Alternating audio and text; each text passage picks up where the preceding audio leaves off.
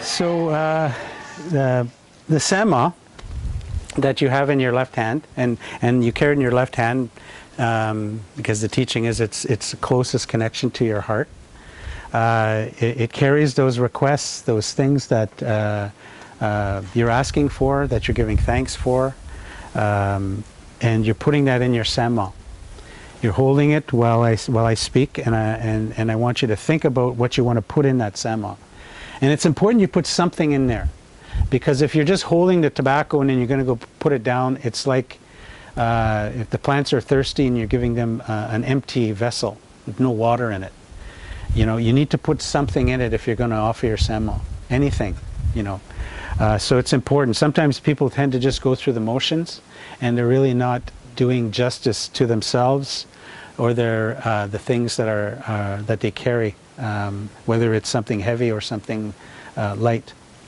So the tobacco is part of that. I'm going to share a story with you. It's one that I think some of you have heard before, and I don't apologize for repeating myself, because oral history is about repetition. It's about hearing that story that Uncle Joe told over and over and over again, and you're so sick of it. But then when Uncle Joe moves on to the spirit realm, who's going to tell that story? Who knows that story? The ones who have heard it so often can repeat that story and continue it. So oral history is about that. So I'm going to share this story with you that speaks about tobacco, speaks about our day here, and we'll speak to you and maybe in different ways, something more personal to you that you can take from that story. But it's said that a long time ago, the Creator sat with that Megizi, that eagle, and looked down upon creation. And at that time, our people were very sick. They were very, there was a darkness that had come over our people. And this was before the newcomers came. And that darkness was so severe that it caused a lot of pain and suffering. And the Creator and the eagle, the Megizi, sat looking down at all this pain. And the Creator turned to the eagle and said, "It's getting so bad. It's getting so bad that I'm going to have to cleanse. I think I'm going to have to cleanse the earth again and start over." And the eagle was in shock and pleaded with the Creator not to do this, because he loved us so. He was our best friend, the one that carried our messages, the one that cared for us. And he pleaded with the Creator not to do this. And the Creator listened to the eagle as he pleaded and just said to him, "Okay, tell you what I'm going to do. If you can go down and you can find one person, one Anishnaabe, offering their tobacco for all the beauty that is around them, these gifts, this knowledge, this medicine, all of this that's around them. If you can find one person who sees that and gives thanks for it, I won't cleanse." And the eagle said, "I'll do that." And the Creator said to the eagle, "But you have 4 days to do this." The eagle thought about it and said, "No, I can do this. I accept this challenge." So that first morning, when that grandfather's sun hadn't come up yet, was still dark, and it was just getting ready to come up, the eagle sat in that darkness, waiting to go, excited for this challenge. And as that bidabin, that first light, came across that eastern horizon, he took off, flying to places he knew, villages that he was familiar with, people and families that he was well, that he knew well. And as he flew over, he looked down, and all he saw was that pain, that gossiping, that bullying, that abuse in all different levels and different kinds. He came back that first day, and the Creator asked him, "Have you found anyone?" "Kawin, I have not." "Well, you have 3 more days," the Creator said.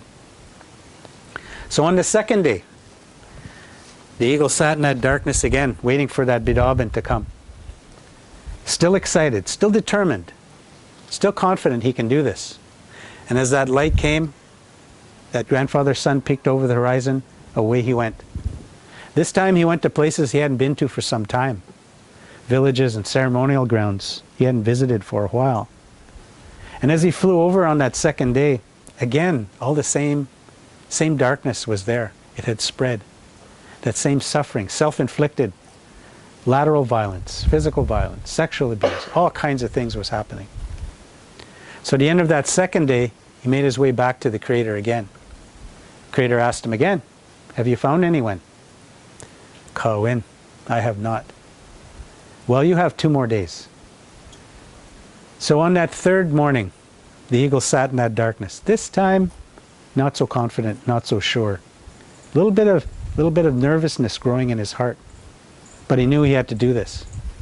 So as that Bidabin came across the eastern horizon again, away he went. This time he went to places he had heard of, places he was told about. And as he flew in those places, again on that third day, he found that same ugliness that was spreading everywhere. At the end of that third day, he returned. The Creator looked at him and could see it in his eyes and didn't even ask him. He knew he had not found anyone. So on that last morning, the eagle sat in that darkness, this time overwhelmed by fear, overwhelmed by the thought of not finding anyone, that his time was running out. But knew he had to do this. He was very reluctant to go, but knew he had to complete his task he had accepted. As that Bidabin came across the horizon, he took off. This time he went to the edges of Turtle Island, the great shores and mountains along those great waters. Every cove, every point, every place he could think of and find, he looked and looked and looked. And on that last day, towards the end, he had found nothing but that same pain. With a heavy heart, he began to return back to the Creator, flying back, looking at creation, just looking out, trying to memorize what it looked like, knowing that the next day it was not going to be here. And as he was flying and looking through his tears coming out of his eyes, he noticed a small ribbon of smoke through some trees. Out of curiosity, he flew over there. He circled it once, looking down, saw there was a fire in that small clearing. Circled it a second time, and he saw that there was a Nokomis, meanwhile Mishomis, a grandfather and a grandmother standing on one side of the fire. He circled it a third time, and there on the other side was Benoji Sak, some children, a little boy and a little girl. He circled it a fourth time, and on that fourth time he looked down and he could see those grandparents with that tobacco in their hands, showing those little ones how to put it in the fire and make their offerings. Realizing what he has found, his heart just filled with excitement and joy, and he headed straight back to the Creator to share with the Creator what he found. And as he told the Creator this, the Creator smiled and said, I will do as I promised. I will give them that chance. We'll see what they do with that.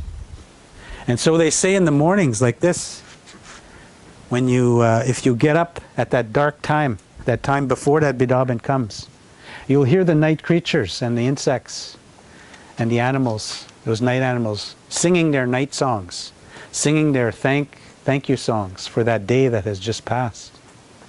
And then there'll be a silence, a pause for a bit. And if you're up at that time, you know what I'm talking about, that quiet time.